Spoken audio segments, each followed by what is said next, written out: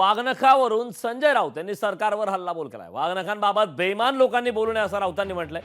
सरकारकडून वाघनखांबाबत जनतेची फसवणूक सुरू आहे. ही फसवणूक सरकारच्या अंगलट आल्याशिवाय राहणार नाही. भाजपचा इतिहासाशी कुठलाही संबंध नाही असं राऊतांनी म्हटलं.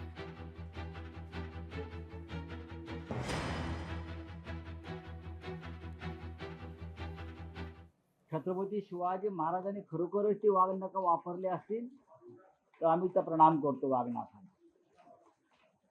पण इतिहास सांगतो, इतिहास तज्ञ सांगतायत आणि लंडनचं म्युझियम सांगते खात्री नाही की ती वाघनखं तीच आहेत का, याविषयी कोणीही खात्रीनं सांगू शकणार नाही.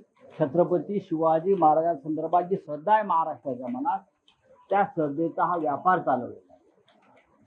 वाघनखं ही काय मतं मागण्याची वस्तू आहे का, राजकारण करण्याची वस्तू आहे का?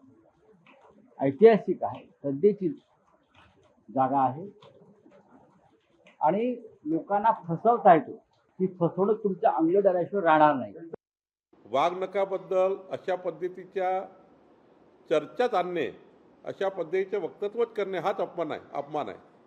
छत्रपती शिवरायाच्या महाराष्ट्रामध्ये वाघनखाबद्दल चर्चा आणणे किंवा चर्चा करणे हे अपमानास्पद आहे. हिंदुत्व सम्राट बाळासाहेब ठाकरे जे राज असते ना, ते वाघनखाच्या सन्मानार्थ त्या ठिकाणी त्यांनी एक जल्लोष या महाराष्ट्रात केला असता. लोकशाही मराठी ऐका, पहा, जागरूक रहा.